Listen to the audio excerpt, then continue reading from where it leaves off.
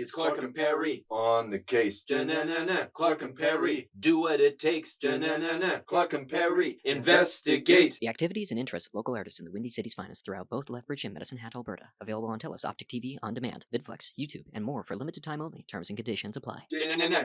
Hello, everybody, and welcome to another installation of the Windy City's finest. I'm Perry, he's Clark, and we are joined today by Jordyn Nixon. Thank you so much for joining us here today. Of course, happy to be here. Yeah, and we have some lovely snacks, which is awesome. I cannot wait to dig into those. But first things first, we're gonna just do a little interrogation, ask you a few questions. I know.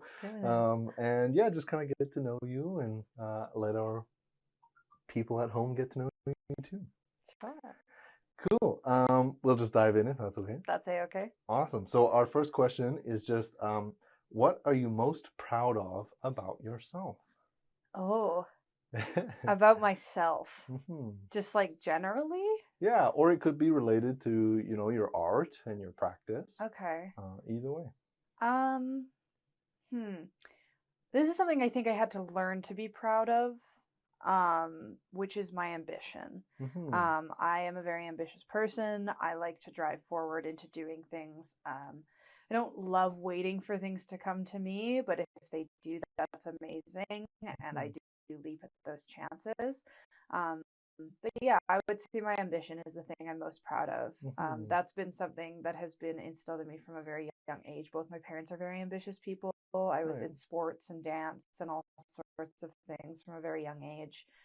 And I think it scared people at times how much of a go-getter I was, which, makes sense. Like, small children from grades 4 through middle school are like, what is this girl doing? Like, most of the time. But yeah, I would say my ambition. I grew into it, especially in my young adulthood, especially going to university and as an artist. Ambition really is helpful as an artist in like even in the dead spots of your career, trying to go forth and do things and make art. So yeah, That's awesome. Yeah, and it kind of reminds me of like a sense of like autonomy. Like, instead of just waiting for something, you'll find and figure out your own passions maybe, and just kind of pursue those and take those little steps that get you to places. Absolutely. Sure. That's awesome. What kind of, you mentioned like sports and dance, and what yes. kind of stuff did you do? Okay, so started with ballet. I think I did ballet from the time I was like 2 and 3, so like only a year or so. But ballet then to like taught contemporary and like jazz. So I did ballet for like a couple of years, contemporary jazz, moved to tap for a year, and then mostly musical theater in terms of dance after that. I love musical theater, I love singing, I love dancing, I love acting. That carried forward well into my adulthood. But I also did soccer from a very young age. I played mixed gender sport soccer, and then once they separated it past a certain age, when puberty starts hitting, they separate the boys and girls, and I didn't like that so much. I was like, no, I want to play with the boys. So I ended up quitting soccer, both because there was other things that I was doing, like dance. Dance was ramping up quite a bit at that point, but also I was a highly competitive little gal. Again, the ambition. So after soccer, after dance was swimming. I saw Michael Phelps in 2008 on the Olympics, and I was like, I want to try that. And my parents were like, okay, this should last like 6 months. It didn't. It lasted like 8 years. Wow. So I was a competitive swimmer after soccer. I quit dance during my competitive swimming career because I was swimming 7 times a week, 2 mornings, 5 afternoons, and evenings. So it was a lot. We were going to competitions all the time. I also played volleyball interspersedly during this time because it did end up fitting with swimming better than anything else did. Again, highly competitive volleyball player. My mom actually was a volleyball player like all her life and still plays. She's much taller than I am. I am 5'3". She is almost 6 feet tall, and so is my sister. So they had a lot better of a time jumping and running after the ball. For sure. I was a good server. I was a good little libero, so I would like run after the ball and like smack it back to people who could actually like hit it over the net. that. Right. But yeah, I did volleyball. Competitive swimming was like the biggest one though. Mhm. And then I ended up stopping swimming, I think grade 10, because I wanted to do theater. Mhm. And I got into the advanced acting program at my school. And it didn't have time to go to competitions anymore or have rehearsals in the early morning and then do swimming at night. And it was just so much all the time. Yeah, very, very physically demanding things. Yeah. For So sure. I did Yeah. track and field somewhere in there. I Yeah. wanted to do high jump, but again, I'm not a I'm not a really tall person, For sure. so it doesn't really. And the hurdles, same thing. I wanted to do things that I jumped, and I didn't have the natural born Right. height to do these things. No, that's fair. But you know, I had a great support system. My parents still like wanted me to try things and do things and fail if I fail, succeed if I succeed, you know. For So sure. yeah, tons of stuff. So many sports, so many Yeah. extracurriculars. No, for sure. And going back to, like you mentioned, musical theater. What's your favorite musical theater piece? Just generally that I've done, generally. Both. Let's do both. Okay. That you've so done and then generally. that I've done. Goodness, I did a lot of pantomimes when I was younger. That was with my family. My mom, my sister, and my dad were all at one point in the same company doing theater together. Right. Probably back to the 80s. It was a show I starred in. I was the leading role of Tiffany. Okay. And it's a jukebox musical. So it's a bunch of songs from the 80s that they put into a musical and made a story around the songs. Totally. It was very fun. I got to dress up as Princess Leia. I just recently watched Star Wars actually for the first time. So I now respect what I got to do a lot more. Absolutely, yeah. But we were all dressed in like massive gowns and stuff because there was a prom scene and stuff, and the dance was so fun that we did with it. So probably that. Probably not my favorite like experience of a show, like overall rehearsal process and everything like that, but it was my favorite show that I got to perform in, just in terms of what I got to do with it. Totally. Favorite like musical piece generally is really hard for me to answer. Oh no. I would say Hadestown is probably still sticking up there as number one at the moment. It's an amazing piece that was critically acclaimed and was actually workshopped a lot in Edmonton at Citadel Theater up there. Right. And then moved to off-Broadway and then finally Broadway. And they were in Chicago for a bit before then as well. But it's an amazing musical. I think it's very different from a lot of the stuff that we've seen. And the choreography is beautiful and the music is beautiful. And it's very based in like choral harmonics, like the music itself. And I adore it. I think it's such a fun piece. It's a Greek mythology piece as well. Right. So it follows Eurydice and Orpheus and their love story and their tragedy. And I think it's just really beautiful. And it's a tragically ending piece, but like there's the whole thing that everything is cyclical and this will happen time and time again over and over throughout history, whether it's these two or another couple. And I think that's really cool. I love cyclical natured things. Yeah, absolutely. Oh, that's awesome. That's awesome. Yeah. Cool. My next question for you is, what is your greatest accomplishment? Oh God. I know, and it sounds like between all the sports and like all the, like I don't know how to narrow that down. Goodness. Generally, my greatest accomplishment is probably my university degree. I'm very proud of my degree. I got through it in 4 years, which is like great. I was a little speedy gal. Yeah.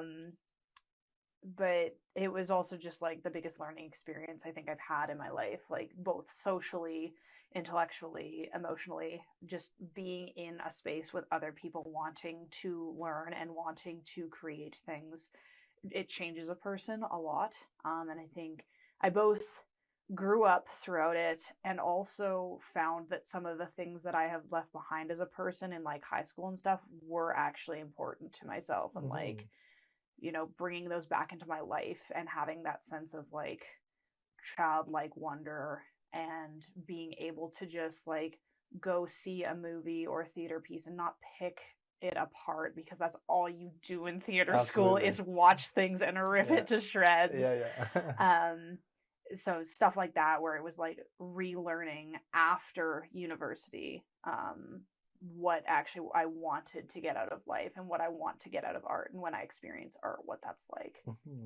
So like that's like a side effect of the great accomplishment that I think I appreciate because of said accomplishment. So Absolutely. yeah, the university degree is probably the accomplishment I am most proud of. That's awesome. Yeah. Cool. My next question for you is, what are you still hoping to accomplish? Everything. There's so many things I want to do, and again, this draws back to the ambition. It's like I find things and I'm like, I have to do this. I feel this inherent need to accomplish this thing that I see other people doing, or that I see like a niche market doing, and I'm like, I want to do that. I have to experience this in some way. I have to make this in some way. One of those things is it is like top of my bucket list, will be very upset if I die without doing it, is I want to hear my voice in a video game.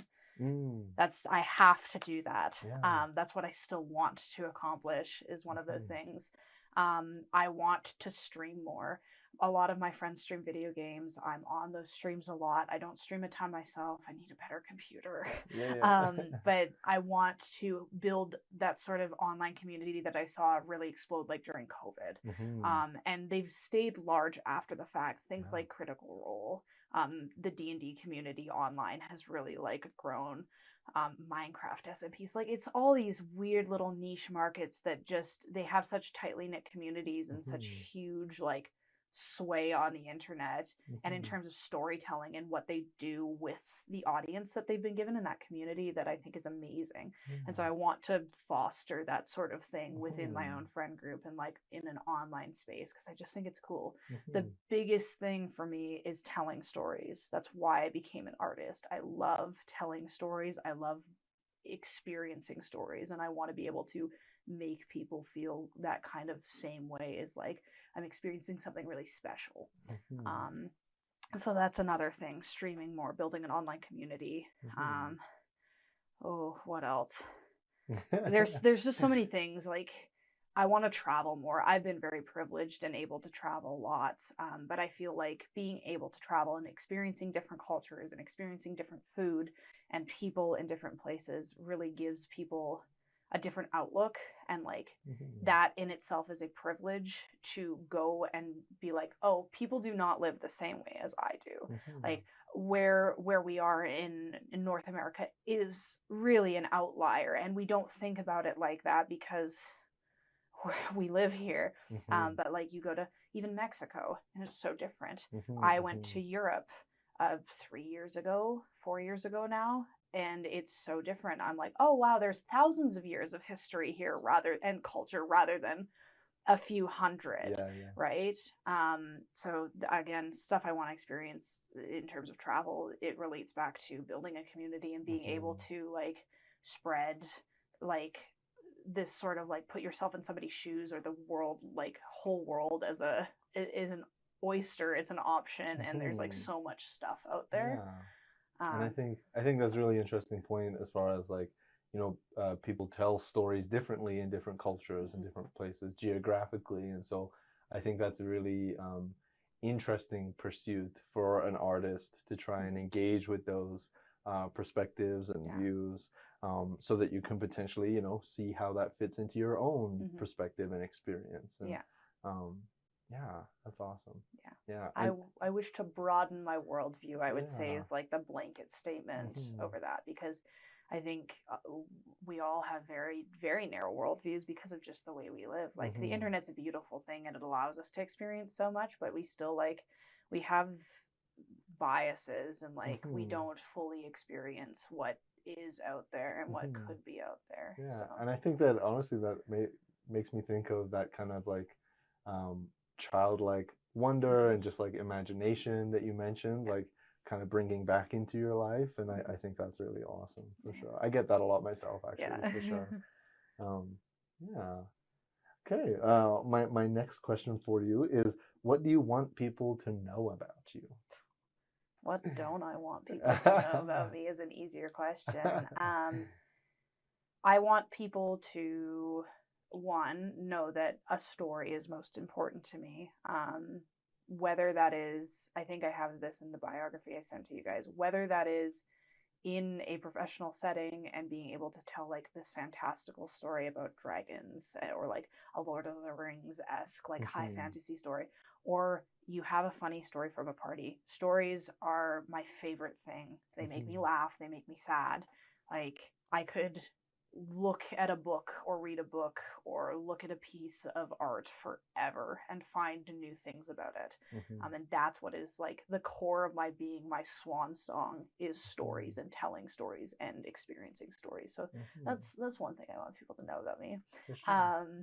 Another thing I want people to know about me, my favorite color is blue. I think that's an important part of my person. My truck's blue. A lot of my clothing is blue. My favorite stone is sapphires. Cool. Like I love blue things. Blue is such a like, it's a me color. I feel like blue is a very like palatable thing for Jordyn, you know, like that's Jordyn's color. She's a blue person, like kind of a royal deep blue person.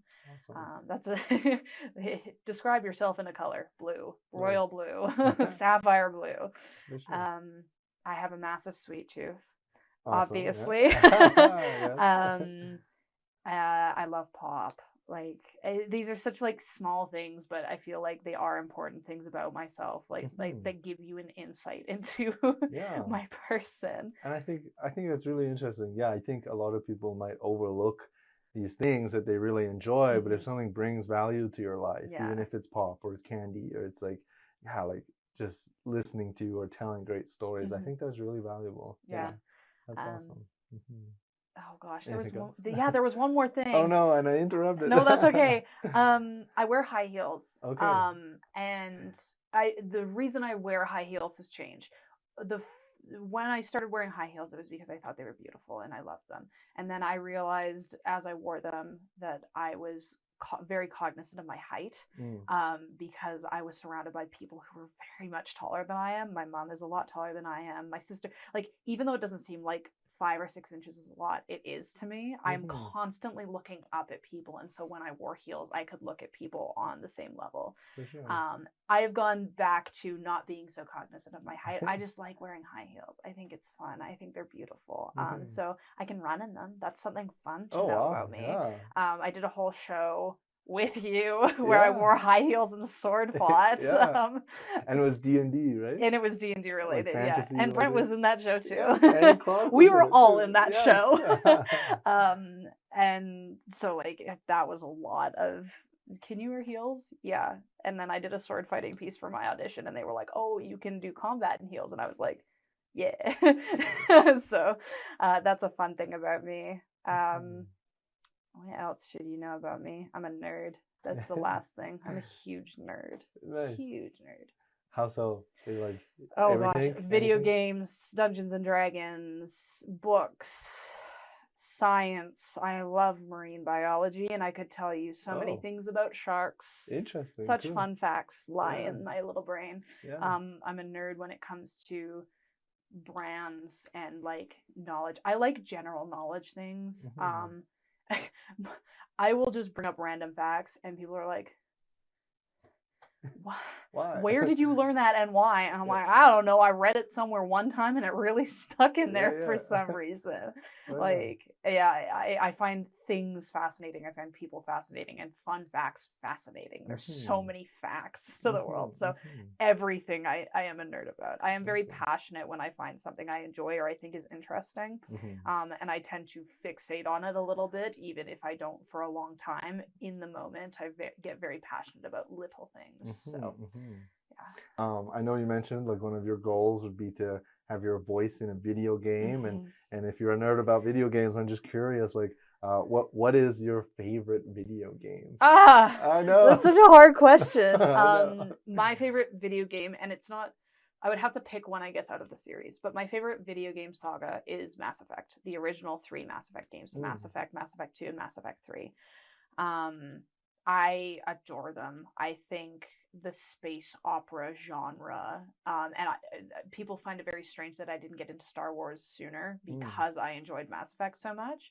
And I did end up really enjoying Star Wars when I sat down with a friend and watched it. I was like, okay, I get it now. Like, yes, this is bringing about the same sort of feelings of adventure. And like, there's worlds out there of creatures and sentient beings that we don't know about. And I find the idea in Mass Effect that really sticks with me is that humanity has stopped fighting each other in order to get to space and like heighten the human experience, which is to go to space and find different things.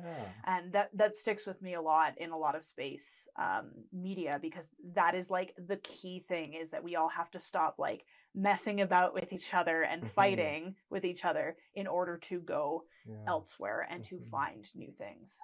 And that honestly speaks very much to your, trying to broaden your worldview, but it's like more of a even bigger picture. And I like space.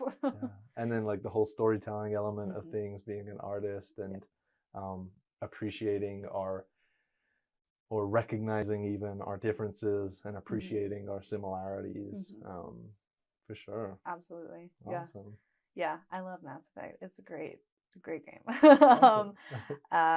Something I think I'm just very inspired by the media that I consume. So that's a big one. Video games are a big one. So it's an RPG. It's nice. I like role-playing games. Awesome. Cool. My next question for you is, what do you need more of in your life? Oh God, mac and cheese. Mac and cheese. I don't need any more mac and cheese in my life. We have so much of it all the time. It's just like the first thing that came to mind. I like comfort food. Comfort food is great. More in my life. I don't think I physically need anything more. Like materialistically, I don't need more. More time would be nice. I think that's probably everybody's answer to this question, is just more time, more sleep. I have a weird relationship with sleep. We don't expect anything from each other, and sometimes it doesn't happen, Right. But I don't have a hankering for more of much. I am very fortunate, and like I say, I have been very privileged.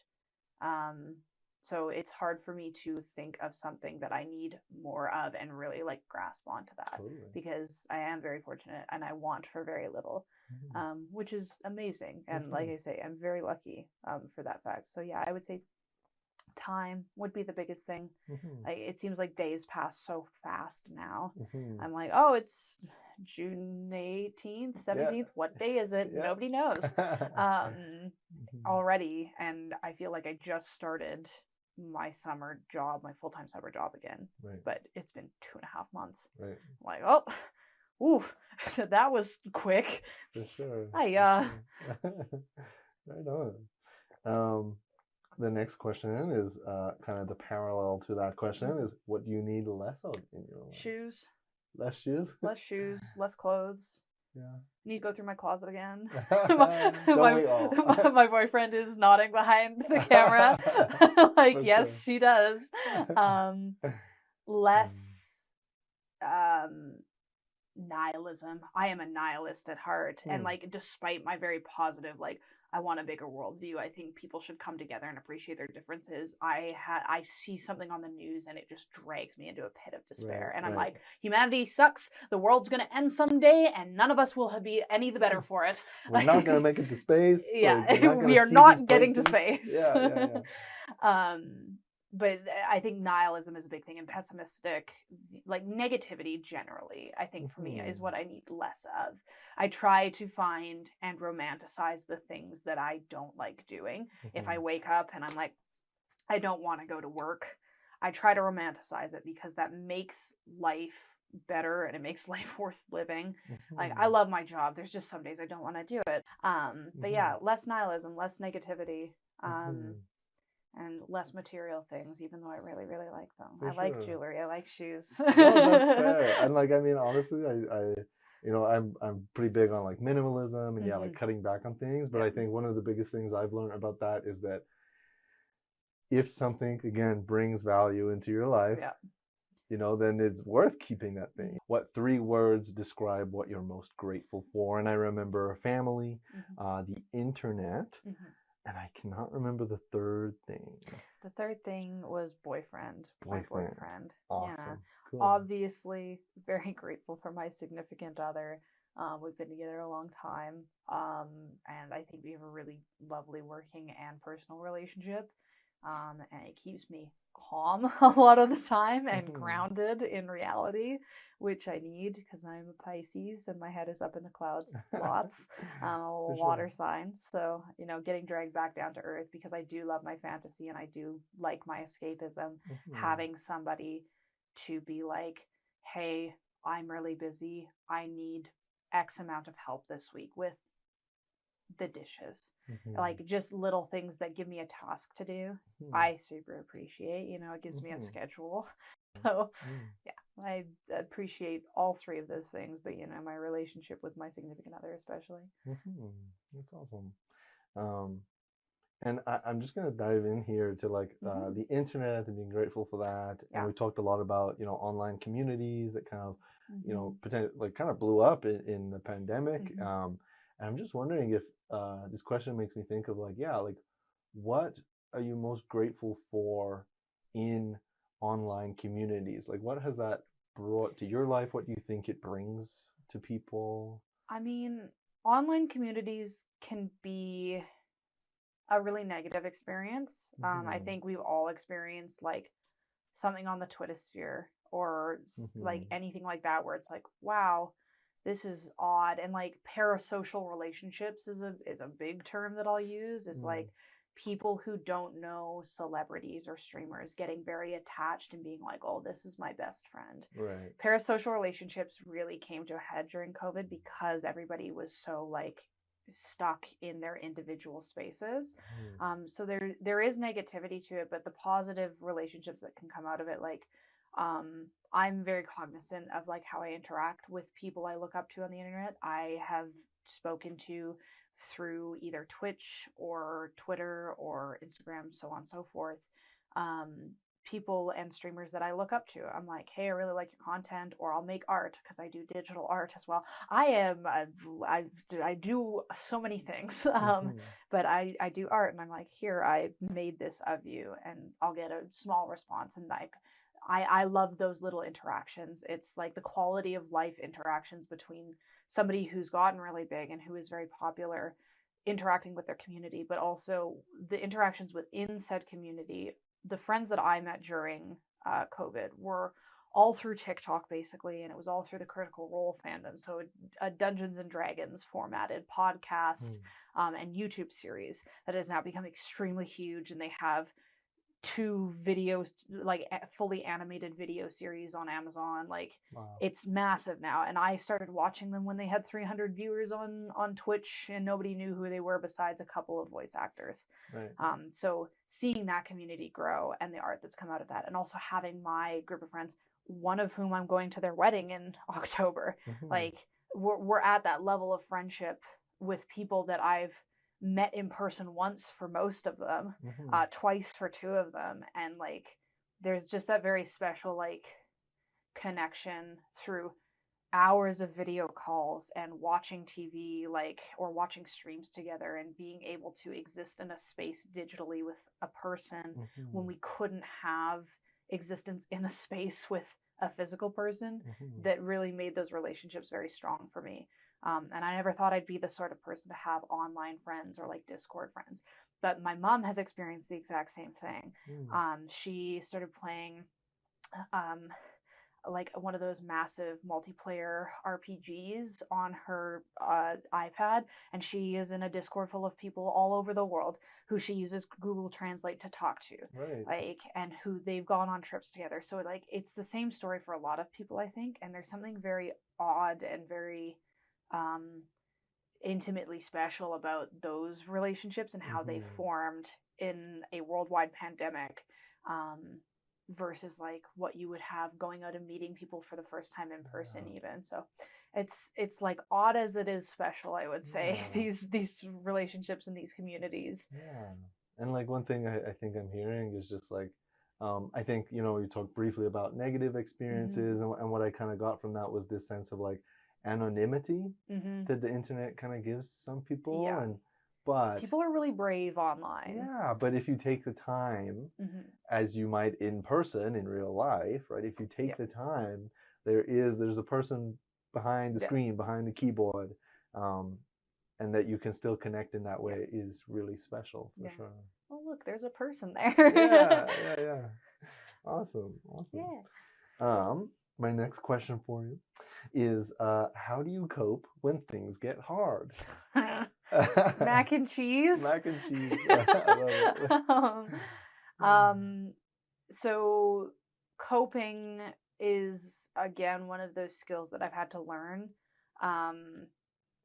I am neurodivergent, fairly obviously with my like special interests and stuff. But I did not cope well when things were interrupted or things went wrong when I was younger. I had a very, I would call it like almost a hair trigger, where it was like I would be completely fine and completely stable, and then something like really small would happen, or I'd get interrupted by somebody while I was doing something that I really wanted to be doing, and I'd like lose it. And realizing that that was a thing in my childhood, now moving to my adulthood, I'm like, okay, so like there's a regulatory thing that I have to do when things get tough, and that is make myself a schedule or write in my planner what the things that I have to get done in a list format and be able to check those boxes off physically. That helps me. That helps my brain be like, you are being productive. You are being proactive. Just because you had a day off work doesn't mean you didn't do anything. And then like to top that off, my escapism is my coping mechanism. So if I'm having a really tough day or a really tough mental like stint or emotional stint, I move to video games, I move to writing, I move to drawing, I move to the art that is going to make me able to believe that I am either a different person or a version of myself that is not feeling all this hardship and this negativity. So escapism is a big one for me in terms of coping, but also regulating that escapism so that I'm not so far removed from reality that I lose it when that's interrupted. So balancing act for sure. But yeah, escapism and making myself lists are two ways that I help like that negativity or being in a hard place in my life. Absolutely. Awesome. And I think there's something very interesting there. I think I see a kind of parallel potentially between a lot of video games that I've experienced. There is a kind of structure, there's a story, and you can kind of follow it. Obviously, there are games where there's kind of like a free world, and you can go wherever you want and do whatever you want. But I find often I will make myself some tasks in those kind of realms, and kind of you can tick them off and feel like you're doing something. I've always said video games are a very special format of media and a very special format of entertainment. And it's interesting because you have seen people like Netflix take to this agency over the media you're watching, I'll call it, where they have a choose your own adventure type story, and you can actually physically click on an option while you're watching an episode of something and be like, which path do you want to take and what's going to happen? Because that's interesting to our brains. And having agency over this little character that I'm like, this is a version of me. She is going to go do these things and have these tasks set out for her. It's a very different thing from watching TV, where it's like, okay, I'm going to sit here and I'm going to watch this. And like, it can be a great form of escapism. But video games are like my go-to, or like role-playing games generally. So whether that's a tabletop or Magic the Gathering or anything like that, it's okay, now I have agency over the thing that like fantasy me is doing, and that's what's fun and that's what's like satisfying about playing a video game, is that I get to choose what happens. Absolutely. Ooh, here's a question. We've talked about like your family quite a bit. Who are you most like in your family? Oh God.